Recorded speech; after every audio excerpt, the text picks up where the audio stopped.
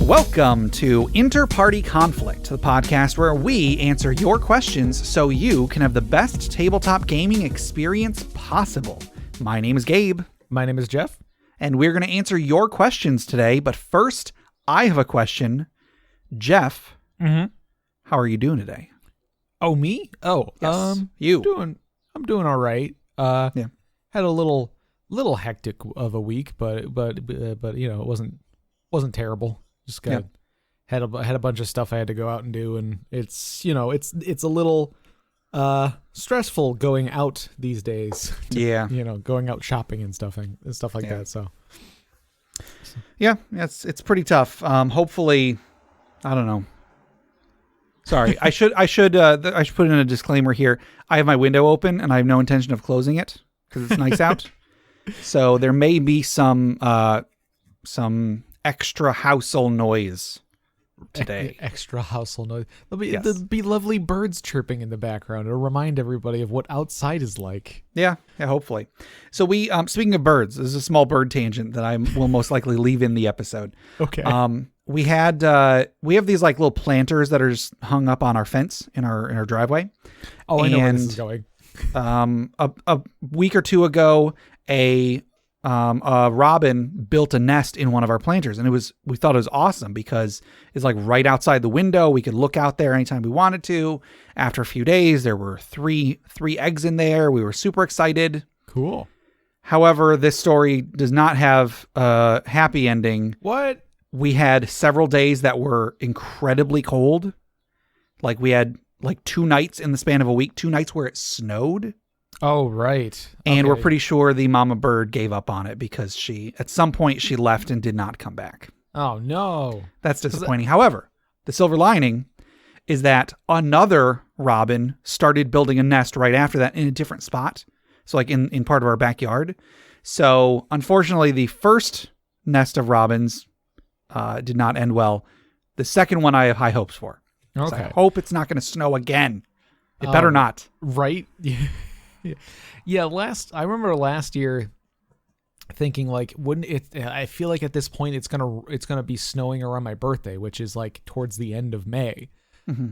And like I remember last year it did actually snow like one of the first days of May, and it did it again this year. And I was like, yeah, shoot, is it gonna snow on my birthday? Like that's insane. But no, I thought you were going to bring up. I didn't realize there was a changing of the robin. But I thought you were going to bring up where Lisa put an umbrella over it. She did, because there was one day where it was like freezing rain, and so was that the first? Was that the first nest? That was the first nest. Yeah, the second one is actually under the awning of our garage, so it's all set. Gotcha. So yeah, so there was an attempt to keep that one going, but but it just the mama robin was like, no, what, screw it. Yeah, and I can't blame Mama Robin. Like it was freezing out there. Exactly. Like this is not, disappointing. This isn't supposed to be like this. Sorry, Mama Robin. Yeah, and then one more thing regarding animals. I picked up Animal Crossing. Oh right, yeah. Because like that's all everybody is talking about and has been for over a month now, I think. Well, yeah, you're late to the game now, Gabe. Nobody's talking about that anymore. Well, they still are, though, aren't they? I know. Yes. Well, anyway, so I got it, and Lisa started playing it. Oh yeah. So, does she play? Or like, is she just playing on your account, or does she have her own character? She has her own. On the Switch, like we have the same island. Like I set up the island, and then she made an account on the same island. But no, she's got her own. Okay, cool. Yeah. Well, you should share. You should. Have her share her like friend code thing with Skylar or something. I should, because Skylar's island is getting pretty good. Gotcha. Yeah, I've only had mine for about a week, so it's still not great. Anyway, you want to go ahead and jump into this episode? Sure. Okay. So I want you to imagine that you're hanging out with all your buddies. This is a long time past. You're hanging out with all your buddies. You've got your leather jacket, and you're down in the quarry.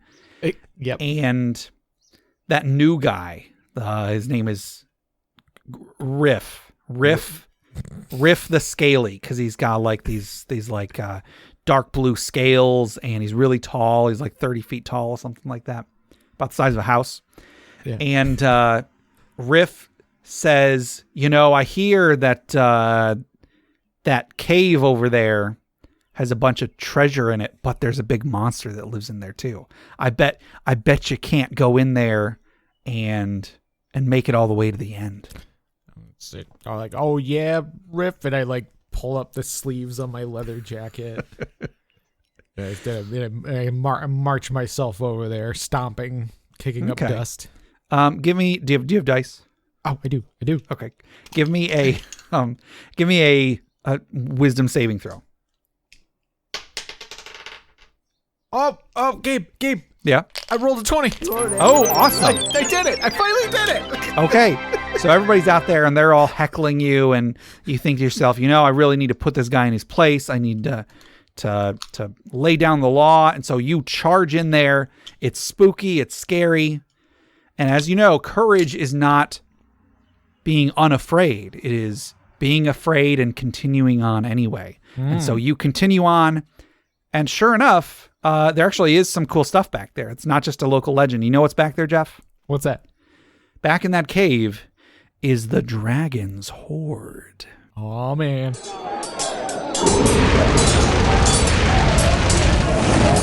I kind of muddied the story a bit because Riff is a dragon. Or at least I insinuated that he was a dragon. Right, but I like that it's just like a running gag that like the characters that I interact with are just secretly dragons. Yeah. But I think it's fine. Well, anyway, so today's magic item was submitted by Dustin F. via Discord. And the item is the Helm of Hanar the Insignificant. Ancient tales tell of a weak knight by the name of Hanar. Though he strove to find favor from his lords and glory on the field, none was to be his. His skill was trivial compared to his compatriots. In all things he was outdone. Finally, his pride could take no further punishment. He found his way to a sage and begged to be known throughout the lands. His plea was granted in the form of a shimmering, alabaster-encrusted helm. Donning the helm at once, he strode forth into history. The magic of the helm indeed made him known, for every tragedy that befell anyone in the land was attributed to him. Oh, no. Within a month, his was a loathsome name responsible for plagues, famines, thefts, and deaths across kingdoms. Paladins band together to hunt him for his crimes. Soon his form graced the castle wall in a cage where all could see. Despite his fate, his pride would not let go and now inhabits the helm. The spirit seeks out anyone who appears to be bound for glory. Any who don the helm find themselves blamed for all the wrongs in the land. In addition, they are unable to remove it as his spirit clings to them. As in life, his spirit is weak and can be dispelled by a simple remove curse. So that's it. This doesn't really have very much in the way of mechanics, but it is pretty explicitly a cursed item. Right. We've had, a handful that are not explicitly cursed, but are totally cursed. Mm-hmm. But yeah, so this is a helmet that when you wear it, everyone blames you. So, everyone blames you for everything. For everything. Yeah, for everything. Dog knocked over the trash can. Dang it, Hanar. Dang it. Yeah. I like this. This is really cool. Like it's got some good backstory to it. Yeah. Which is always nice to have in any magic item, but especially in a cursed item like this. Definitely. Yeah, I don't know. Like what kind of thing you'd want to do? Like what position are you in as a DM that you'd want to use this on your players? That's a good question. I would probably use this more as a plot hook than anything else. Mm-hmm. In fact, it could be an interesting situation if one day, like, everything that starts going wrong, just everyone unanimously blames this person none of you have met. Sure. Okay. Yeah. So not something that the player gets, but like some random NPC or an important NPC that you want your players to meet. You just suddenly you're like, oh yeah, that John, yeah, darn him, and like everyone's like, wait a minute, why are we all blaming John? Like, who's this John guy? Yeah. But I mean, like, obviously he's at fault here, but who is he? And then if the party does track down John or whatever, who is apparently responsible for starting that plague and all sorts of stuff. Maybe they defeat and eventually kill John and then get his equipment, and then, oh cool, he's got this magic helmet. And then suddenly one of the players finds themselves being hunted by all these paladins because of all this, everything horrible that's gone on in, you know, a 500-mile radius or whatever. I think that could actually be like a good hook for an adventure. Okay, so now I'm trying to think of like the actual like mechanics here. Okay. So you kill John. Yeah. You know, and then remove the helmet. Does that like dispel the blame of John? Like, does it sort of like retroactively like, wait a minute, no, it was the dog that knocked over the trash can, you know, like.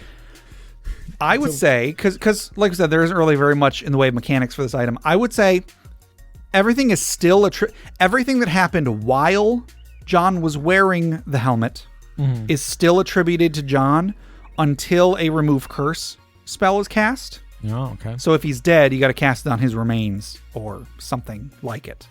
So there might be a brief period every now and then where, oh shoot, I'm actually responsible for the things that I did wrong. But then once someone else finds the helmet and puts it on, then during that period, everything else is attributed to them. Okay. This makes me think of something that back when I was playing my boy Ichi, one of the guys in the group was he was playing a lawful evil cleric, and his name was Alistair. And one thing that he did was, after a certain point in the campaign, every time we finished an adventure, because he had a lot of connections through his church and just he was very charismatic and so on, he did everything he could to talk about how Ichi was responsible for all of it. Oh. Even for adventures that I was running. So like when Ichi wasn't there, story still got, tales still got spread around that Ichi was the one who did it all himself. And the benefit there, sure, it was beneficial for Ichi because he got all the glory for, destroying that evil wizard's tower and so on and so on. But that also meant all of the heat was off of the rest of the party. Because as far as anybody else was concerned, they were just some dudes. Sure, they maybe they know Ichi, but they weren't there. They weren't the ones that actually did all the stuff. Right. So yeah. when bad guys when bad guys come guns blazing and they try to kill whoever was responsible for stopping this powerful wizard or whatever, they're coming for Ichi. They're not coming for the rest of the party. Right. So in a way, you could, if you know what this helmet is capable of, you could give it to someone before you go and do something bad. Mm-hmm. Because then you know that you're not going to get in trouble for it. All right, so the rogue puts it on, gives it to the paladin. Yep. And then goes and robs a bank or something. That's pretty good, actually. Wait, is this a cursed item that's going to disrupt the whole judicial system, or the law and order is going to be all crazy because no one's to blame for anything except for this one person? So if maybe somebody is wearing this crown or whatever, they all crimes are blamed on them. So everybody can go around murdering and stealing, and they're just oh no, that was Ichi or John or whoever. Sure. So actually, that movie The Purge, it's not that everything's legal, it's just that John put the helmet on that day. Right. So it's all John's fault. Yeah. So now I'm thinking it could be a crown, and that it's on a king, and people always attribute everything bad to the leader of the time and that sort of thing. Yeah, with varying degrees of accuracy, I guess. Right, of course. But that's just the monarch.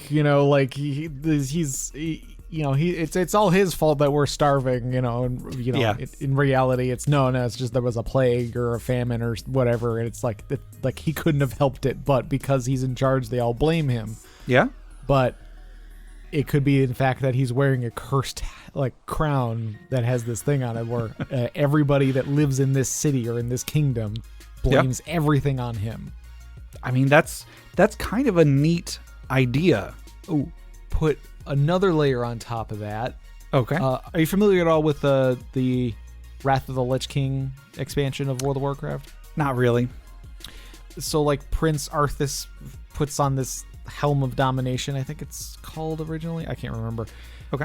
But anyway, he puts on this helmet and becomes like the Lich King, and like he controls all of the undead and stuff like that. And there's sort of this like the undead are like wild and unchecked unless there is a Lich King. So like they're like, oh, so like after he is defeated, somebody else has to take his place so that the undead don't just go rampaging everywhere. Okay.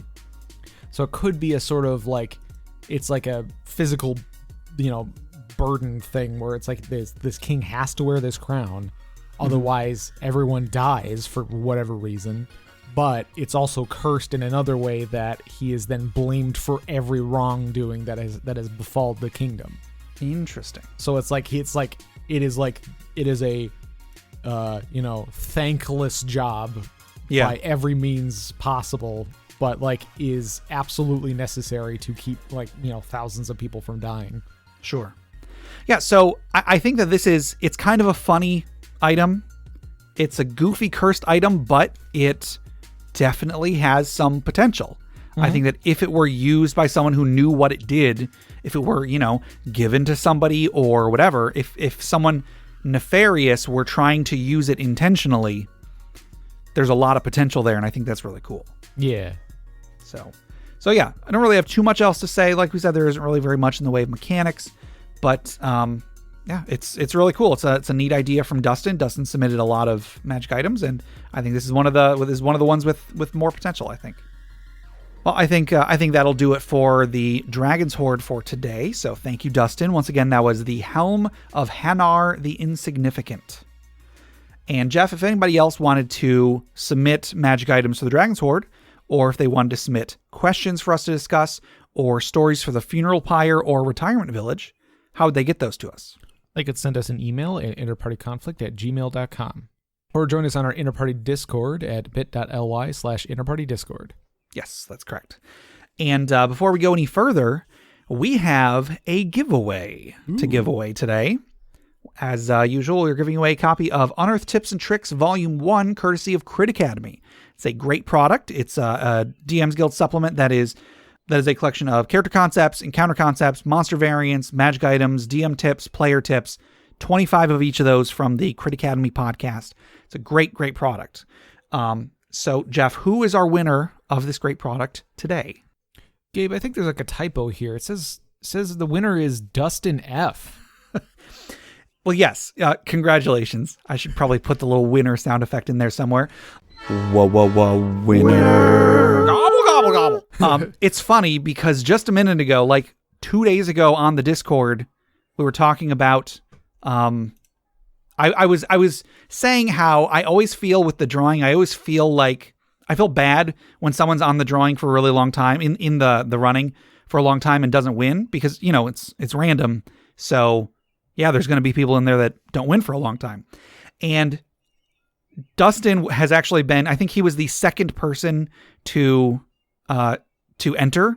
So he's been on there for a long time. The first person to enter is someone that we know personally because they knew that it was happening before it actually happened. So they entered a little early, but he's been on there for a really long time.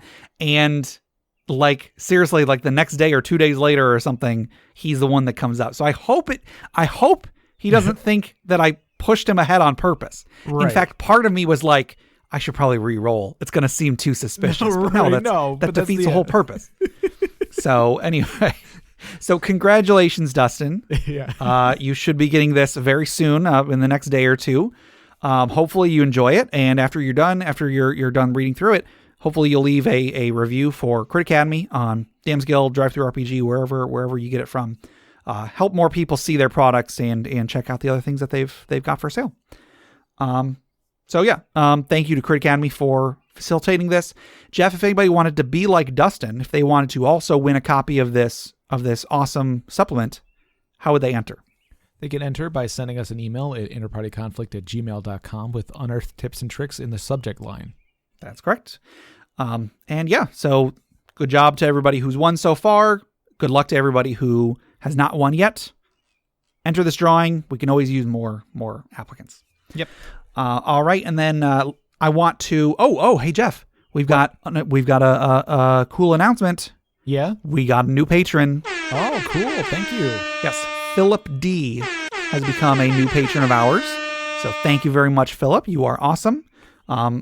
Sharing the sentiment that a lot of our patrons have. He said that, I believe he said that he's been wanting to join for a long time. I think he might have been going through all of our episodes first. And so now that he's finished all of them, he became a patron. So okay. He wanted to make sure that we were really like, all right, okay, these guys are okay. That's sure. Well, he didn't want to get to episode like 150 and then, find out we're like horrible people or something. Yeah, just in case he found out my stance on whether or not hot dogs are sandwiches. Oh, geez, Jeff. Oh, boy. Yeah, so anyway, we have a Patreon. Patreon is an online platform for fans of a creator to support that creator of their choice by donating a certain amount of money per month.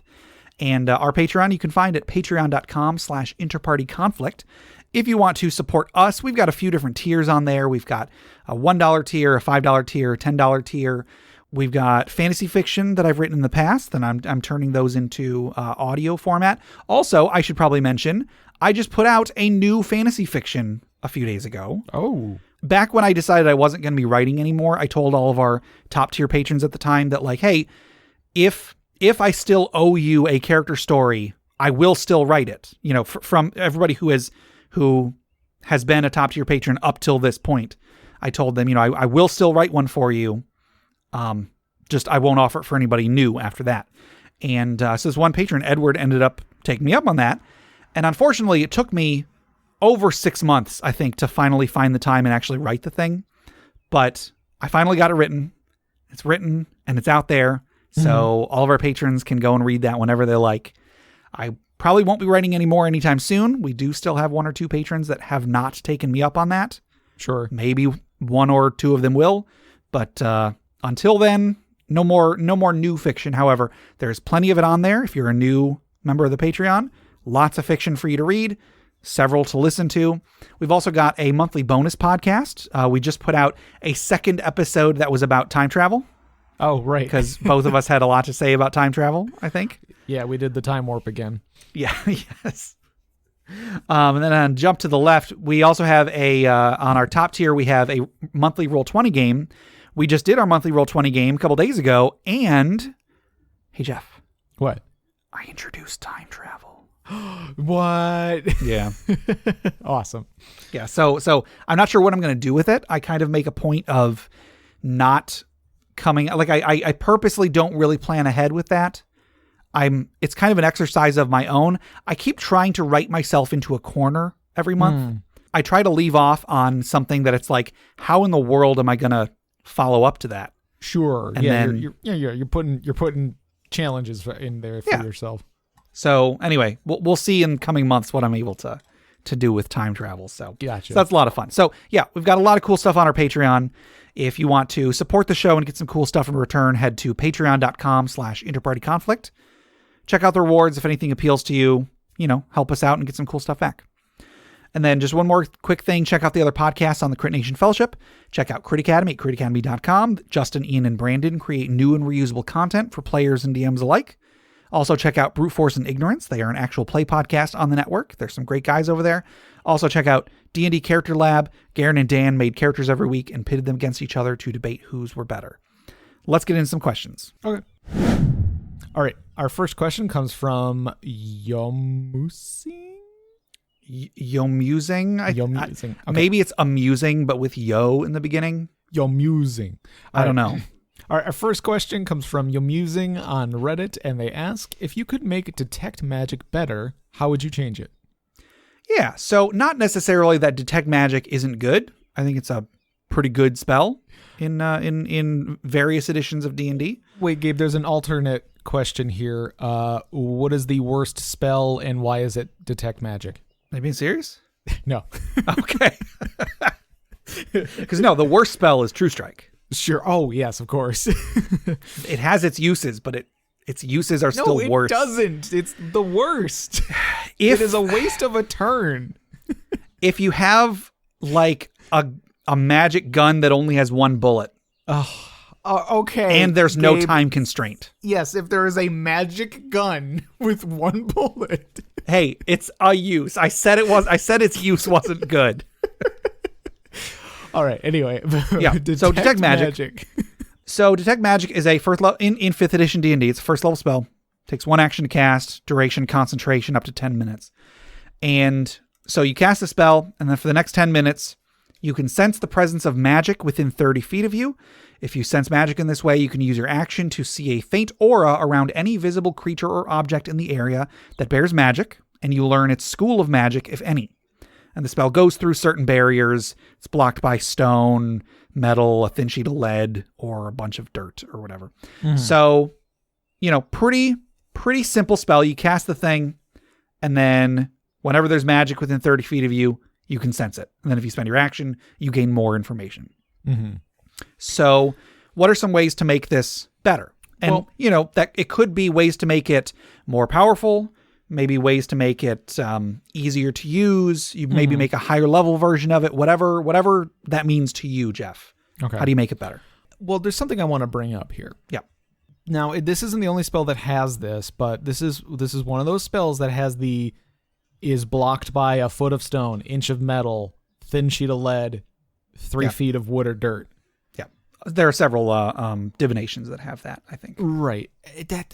That always was like it always made sense. Well, yeah, of course they can't see through lead, but it's like, but that's because like it's like an X-ray vision thing, kind of like it feels like a carryover from it's like Superman, Sure. Yeah, I definitely feel like that is a carryover from an earlier edition.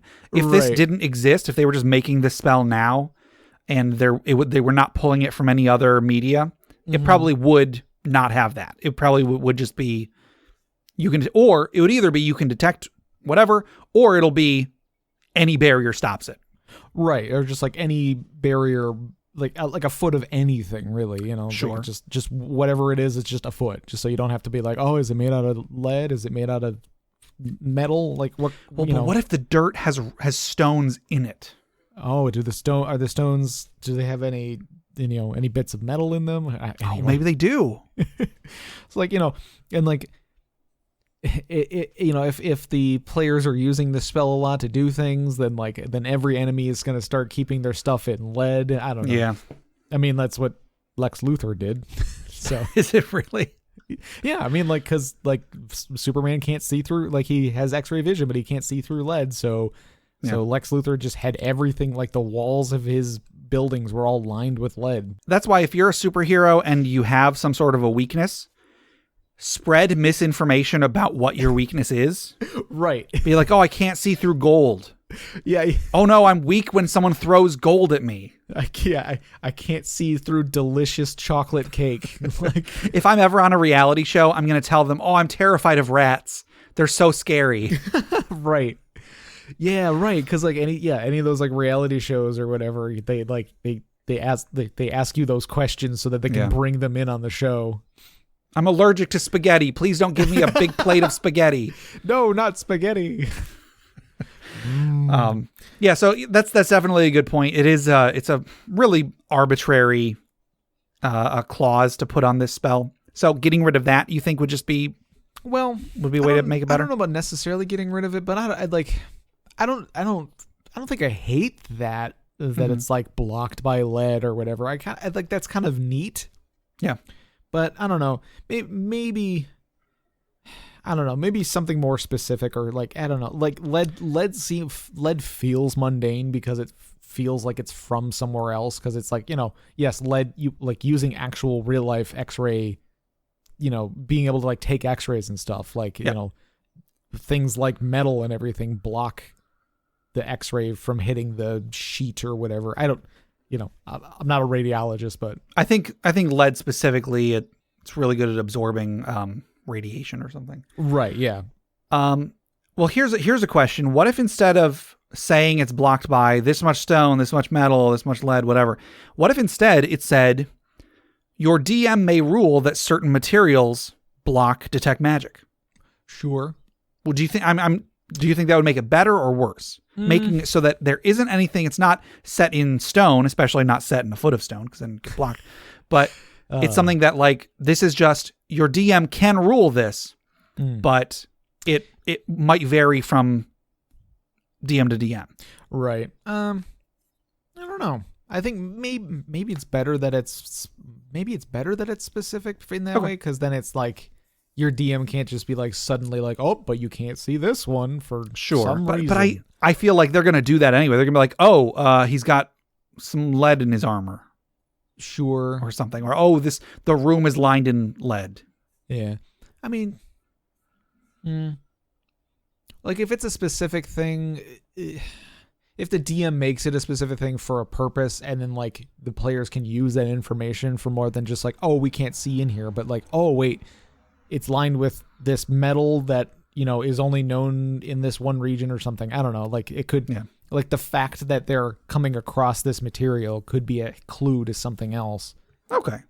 I guess it's gonna be, if the DM is lazy about it, it's gonna be lazy no matter what it says in the spell description. If it's something that is deliberately put there, then, you know.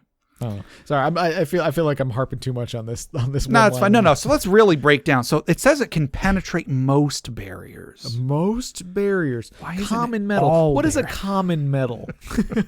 That's a good question. What is a common metal? Yeah. A thin sheet of lead, but how thin? What if it's a thick sheet of lead? Does that make a difference? Like, it does not go through, or it is not blocked by a thick sheet of lead. Only a thin sheet. Because lead is it reverses the polarity. You see. Yep. So anyway, let's say you were to make a more powerful version of this, so like a higher level version of this spell. What are some things that you might expect to come of it? I could think of maybe like more like focused versions of it. Like you can detect specific schools of magic, but from a further range with like, you know, or like you could see it further and through thicker barriers, but you're only able to detect specific schools of magic or like specific like spells, or, you know, I am searching for a magical sword that, like, you know, like basically like you can set it to look for +1 swords, I guess. Okay. And so like you can detect that sort of thing from a further distance and through more barriers because you're more honed in on the one type of thing. Yeah. I know there is a spell, Locate Object, which is a second level spell. And I think it can do some of that. But yeah, something that is more specific to magic. I would like to see if there was a spell that let you tell if there was a spell caster nearby. Okay. Yeah, so somebody who has spells memorized or who has like spell slots or something like that. Sure. Because it says like a visible creature that bears magic, but does that include a wizard that has a spell memorized, or a person that has a cantrip as a usable ability? Maybe even like a person with the magic initiate feat. Would it detect a magic initiate? Yeah. Don't elves get cantrips or something too? I think they do. Yeah, I think they get one. So yeah, does that count? I don't know. If there were a higher level version of the spell that specifically detects spellcasters and possibly even tells you what the highest level of spells they can cast. Ooh, yeah, that's neat. I think that'd be pretty cool. Or like go even further, like higher level or something, where you can tell how many of each slot they have available.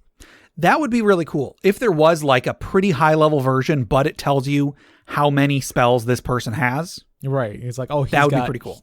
Oh man, he's got a 8th level slot, know, saved up. Like, what is he gonna cast? There is so Order of the Stick is a webcomic that I've read. I used to read for a long time. I stopped reading it maybe a year or two ago, and I've been meaning to go back and catch up. But there's a point where there's a paladin that was taken prisoner by this evil lich and tortured for a very long time in order to get information. And spoilers, eventually the paladin is able to escape. And when he's rescued by the good guys, and after he's had time to recuperate they're trying to figure out exactly what the evil lich Zycon, what he has at his disposal. And the paladin, his name is Ochil. He comes up and he's like, oh, I think I can help with that. And then he hands them, he says, it's Zycon's spell list, or most of it anyway. And they're like, are you kidding? How did you do this? How did you get this? And his response was, one saving throw at a time. Oh, that is good. He had been tortured by Zycon for so long. He had been forced to undergo so many different spells that he memorized all of them and was able to write them all down in a big list to give to the good guys when he was eventually rescued. That's pretty good. So good. But to be able to cast a spell that would then tell you not necessarily what spells they have, but just what level of spell and how many slots they have.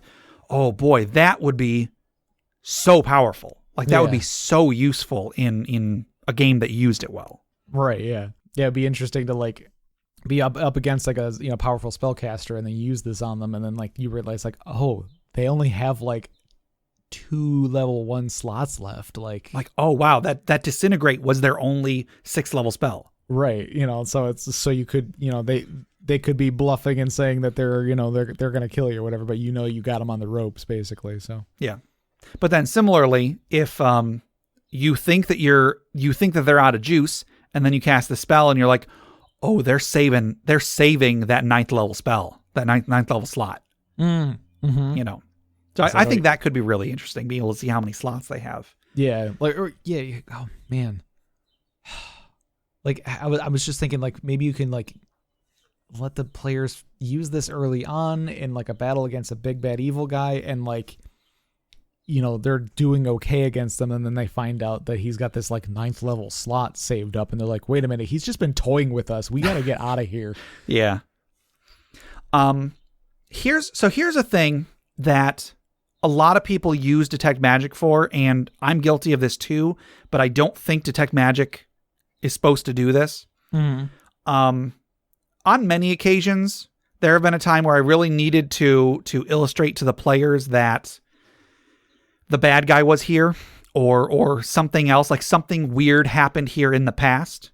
Okay. And so I've let them use Detect Magic to determine if there is residual magic left over. Yeah. And I'm pretty sure lots of DMs have done this. Yeah. So I don't think I'm the only one, but I'm pretty sure that is 100% house rule right there. Like that is, I don't think there is any rules precedent for that to be used. Once a spell's duration ends, Detect Magic doesn't detect anything. Right. So if there were a spell that explicitly was, yes, this will let you detect lingering remnants of magic, maybe even one that's the same level, but it doesn't detect anything that's current. It's just stuff that's been there for a long time. Mm-hmm. Like, I'm trying to think of how to actually rationalize why one would work and not the other. But if there were just a spell that was specifically meant to be longer term Detect Magic, I think that would be kind of cool. Sure. Track magic or sure. I don't know. Yeah, but I like that though. It's just like, it's sort of like cuz it would be sort of like track magic, because you're tracking the thing, like you're looking for the footprints that the magic leaves behind. Sure. Not necessarily the magic itself. So like they would technically function differently, but yeah.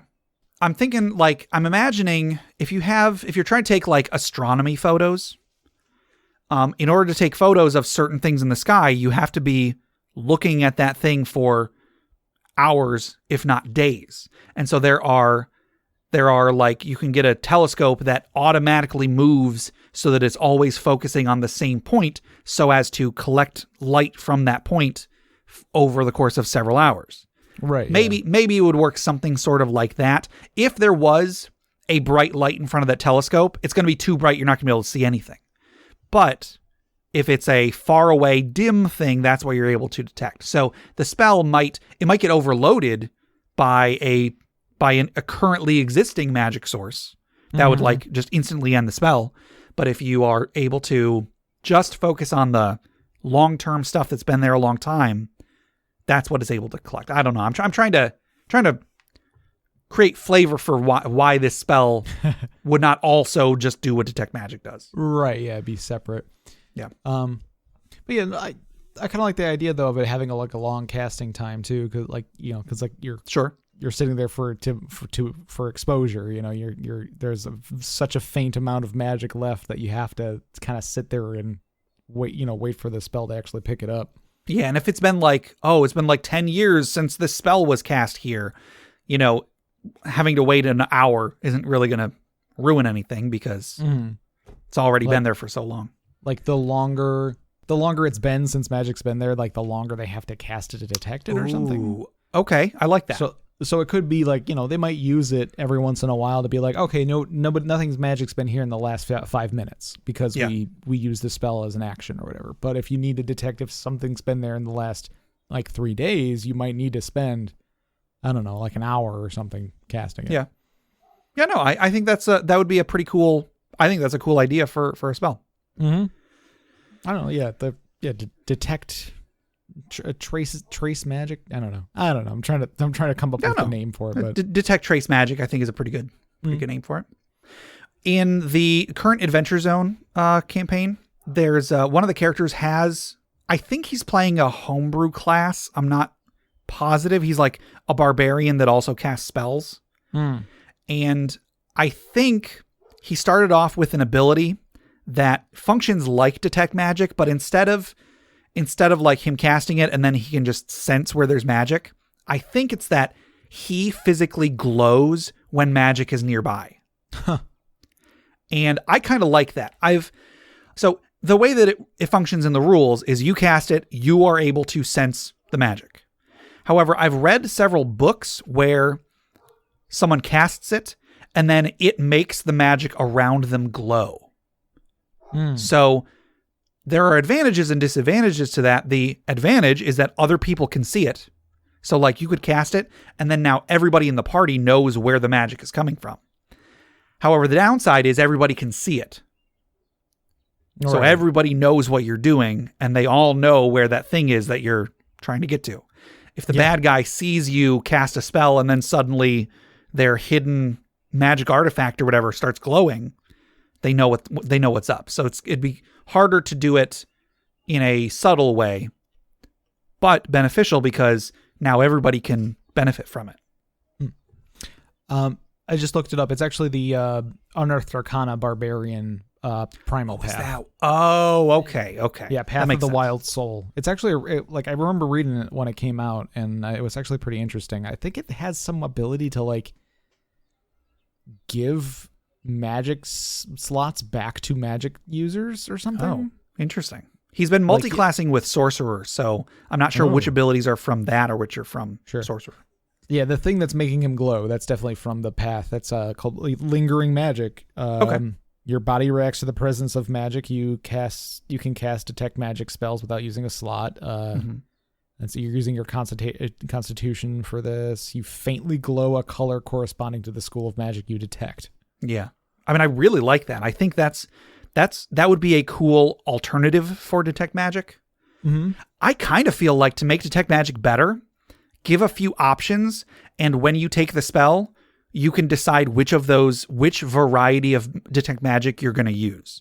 Maybe one of them is it's exactly like in the book, you sense magic, you can spend an action to know the school, whatever. Second one is you cast it on an area and everything that's magic glows.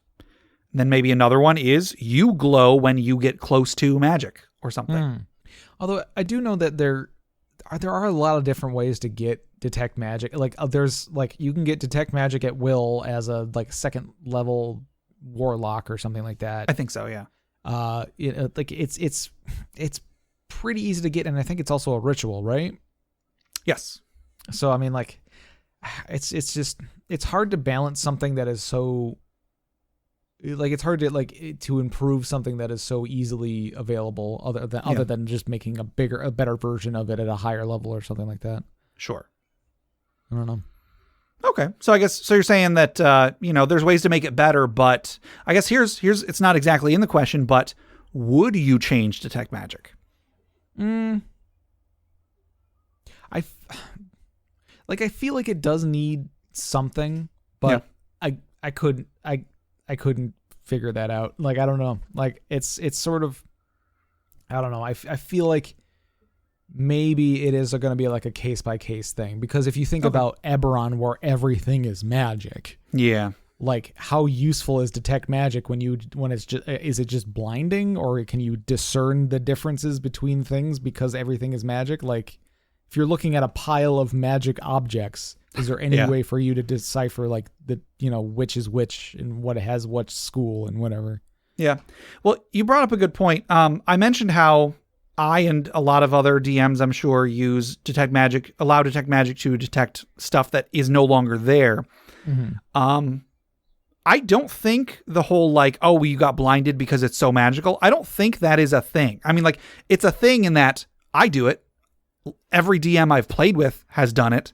Yeah. But I don't think that has ever been part of the rules, that you have to make a save if there is too powerful of magic nearby. I don't, you know what? I don't know whether, I don't know. Like, I feel like that might have been a thing at one point in one edition, maybe, but I don't know. I mean, it's definitely not in the fifth edition, because it's not in the text here, but yeah, it feels like just such a ubiquitous thing. Of course it's there. Of course it's been part of the game. Everybody does that. Like, yeah, or it's like, particularly powerful cursed item or something. If you look at it, it'll blind you or something like that. Or maybe it's specific to, maybe it was like specific to monsters or something like that.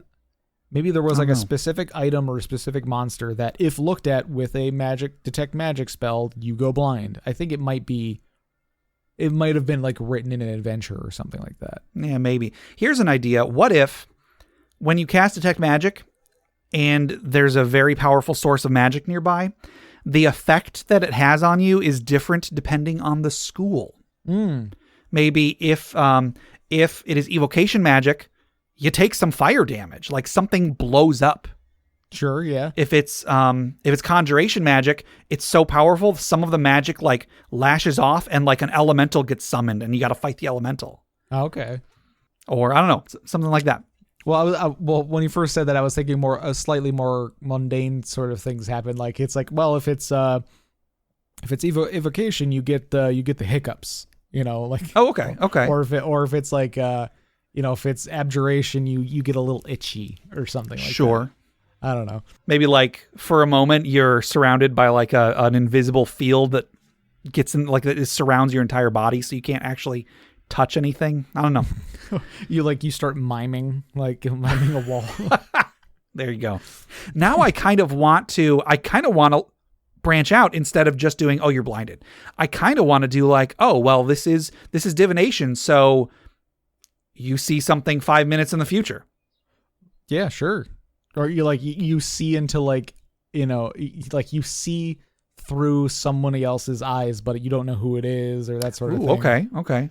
So yeah, I think there's some stuff that could be done with detect magic. Maybe it doesn't need it, but I'm always for just like slightly different ways of using iconic spells, because you probably don't even put any thought into detect magic when you use it. And, you could spice it up by making it just a little bit more interesting. Right, yeah. It's one of those spells that has the risk of being overused to boring effect. So, just kind of zhuzhing it up a little bit, or give, like you suggested, like having like different types of castings that you could choose between, Sure. All right. Well, I think that'll do it for our regular questions. I think that went a little bit longer than I was expecting, but that's fine with me. Our last social media question, though, was if you could have any D&D class ability, what would it be? Do you recall what your answer was? I think I settled on Wild Shape. Okay. Just because of, who doesn't, if I wanted to fly today, I could turn into a bird. If I wanted to breathe underwater, I could turn into a fish. Or if I wanted to be a cute dog, I just turn into a cute dog. Sure. Dogs are adorable. Yeah.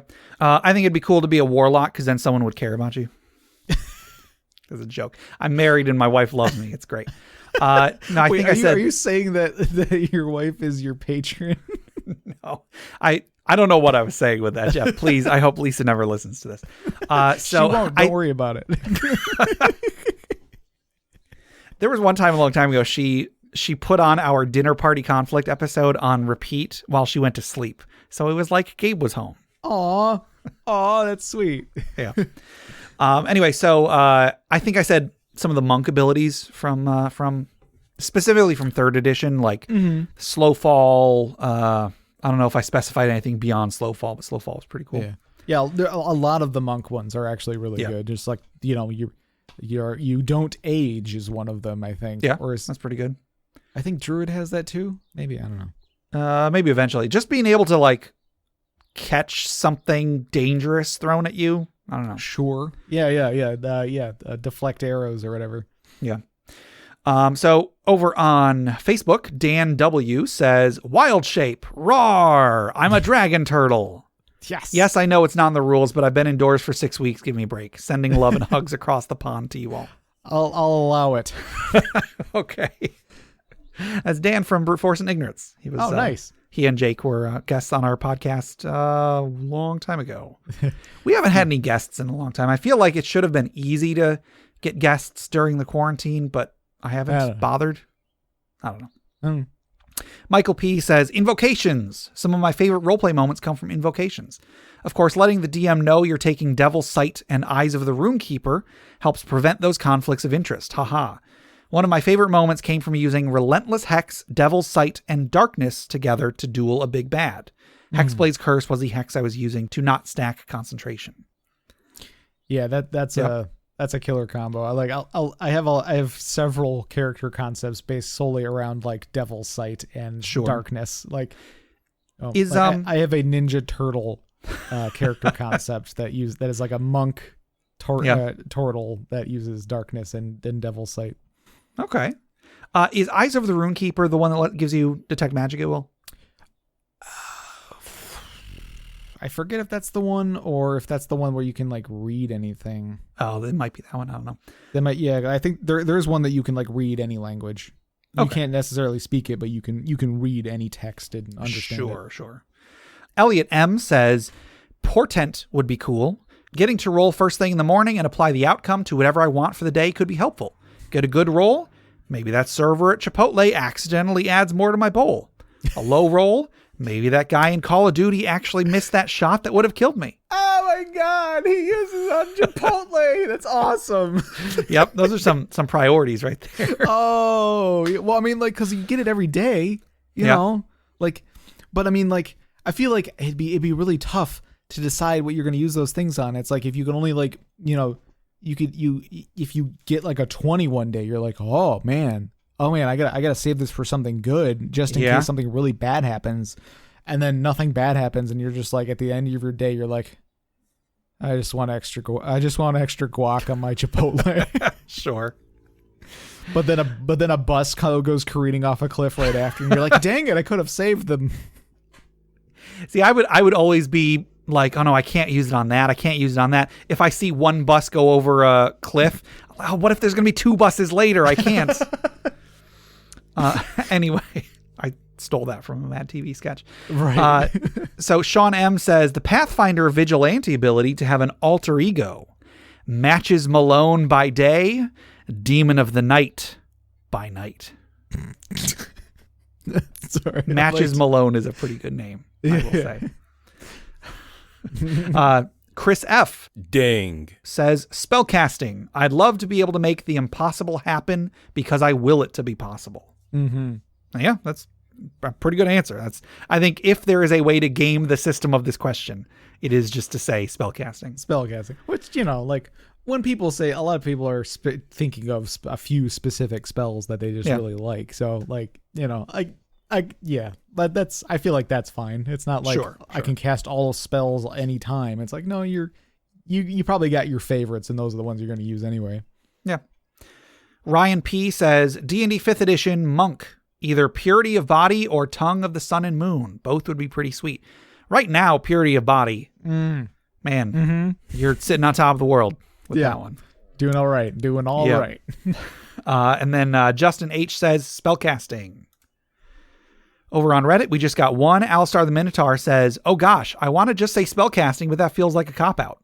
Instead, I'm going to go with uncanny dodge. I'm a bit of a klutz. Only taking half damage from stubbing my toe would just be wonderful." There you go. Yeah, I kind of like that too, actually. Oh man, I didn't even think of using it to stop yourself from stubbing your toe. That'd be so nice. Yeah, that'd be really good. Yep. Over on Twitter, the DM's Council says portent would be nice to have. Mm-hmm. Yeah, pretty good. It's pretty good, whether it's in-game or out-of-game. Right. Yodelea Hihu says, for me, it's the timeless body druid class feature. Based on the US average, I have 42 more years left to live. I'd instead have 420 years. I can only imagine all the things that could be seen. Something would probably end me before this time was up, but still, what an experience. Mm-hmm. Yeah. And then that's Carl with a K says spellcasting. Sure. There you go.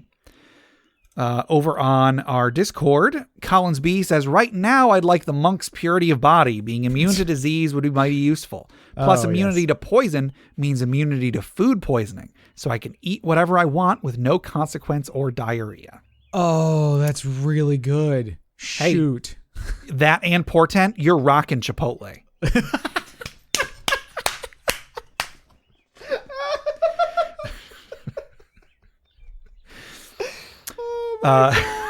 Joe S. says, I don't mean to judge anyone, but if you're not picking magic, you're missing out. Yeah, I mean, it's true. Right, yeah. I'm not knocking anybody who just picks magic spell casting. I get it. But there's some other really fun abilities. Yeah. Yeah, no, that's the thing. Like, yes, I could pick spell casting, but other stuff just spur of the moment seems cool. Yeah, exactly. Yeah. Philbo says, Wild Shape, innumerable uses and abilities, especially after watching Nat Geo, Discovery, and Animal Planet. So many options.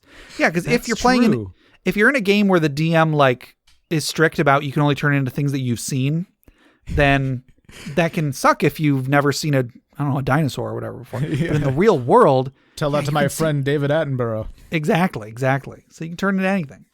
Peace Roy Pancake says, Wild Shape is definitely high up there. Honestly, my childhood was impacted by Harry Potter and other magical fantasy books to such a degree that I'm desperate for any kind of magic. Even if it's just thaumaturgy, I'll take it. But seriously, Wild Shape, so good. So many problems could be solved if I could just turn into a hawk or a fox or a little mouse from time to time. Yeah. Yeah. Yeah, you could turn into something big and strong. You can turn into something small and hide. You can fly away. So many options. Yeah. Stiltskin Kupo 84 said, I would take multi-class versatility from the Bard, because then I could technically spend feat points to get access to any number of other class features.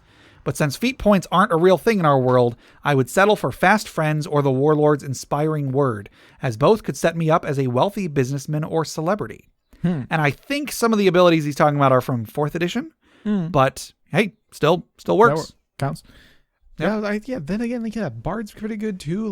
There's just jack of all trades sort of thing. Anything that lets you heal.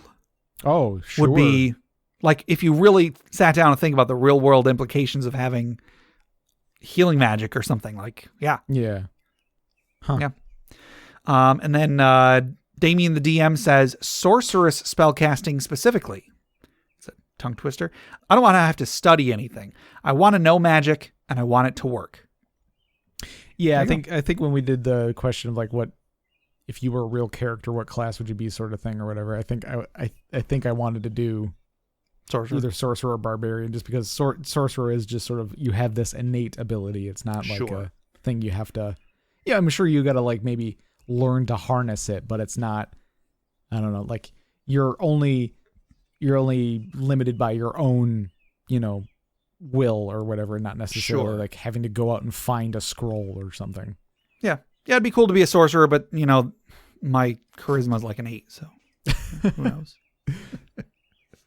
All right. Well, that was our social media question from previous week. The next social media question we have is, have you ever made or eaten any fantasy-inspired foods? I feel like we've had this question before, but I searched through our social media questions and I did not see it. I don't know that I have, but it does remind me of a Binging with Babish episode. Okay. If people don't know who that is, go look that up. Good channel.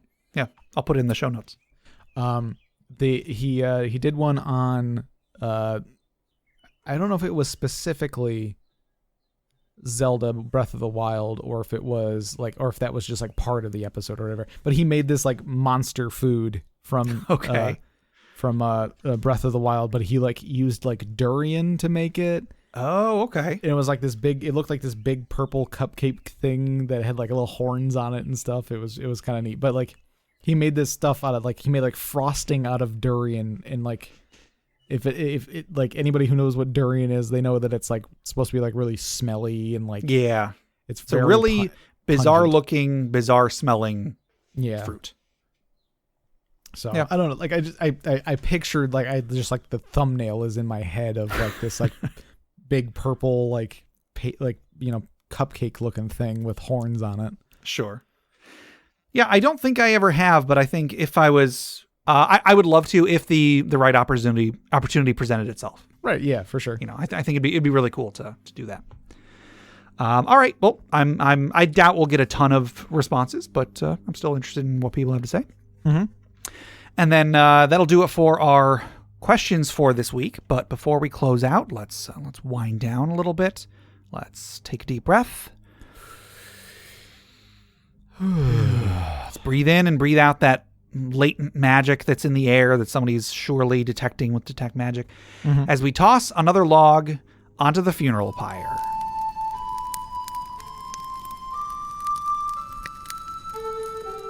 All right, today's funeral pyre story was submitted by Raptor of War Necromancer on Reddit. This is a DM story.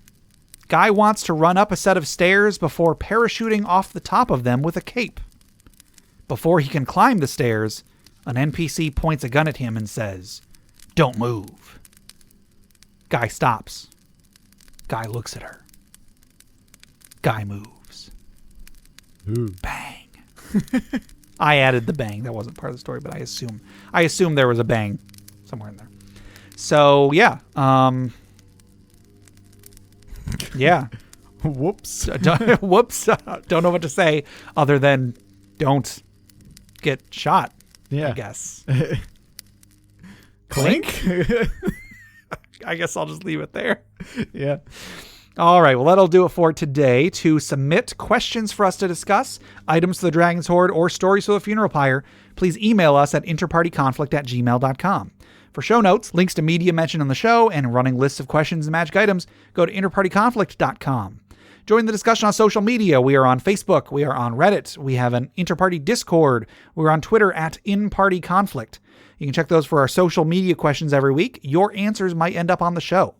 Find us on the podcatcher of your choice. We're on iTunes, Google Play Music, Stitcher, YouTube, Spotify, iHeartRadio.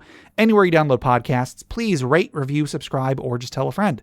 If you want to support the show monetarily, check out the rewards at patreon.com/interpartyconflict. We have a few different tiers, so anything you can spare, even $1 a month, will go towards making the show better, and you'll get bonus content for it. Jeff, tell us about FriendQuest. FriendQuest is a YouTube channel where we play video games. Yes. Speaking of video games, check out my side project, the Arcade Memories Podcast. If you want to submit something for it, you can send that to arcadememoriespodcast@gmail.com. Also, head over to bit.ly/interpartyconflict to take a short survey about our show. What you like, what you don't like, etc. And just for taking it, you'll get 2 free printable board games courtesy of Mary and Tom over at hollandspiel.com. And our music is made by Boxcat Games from Nameless the Hacker's RPG. So, Jeff, until next time, Gabe, this is all your fault.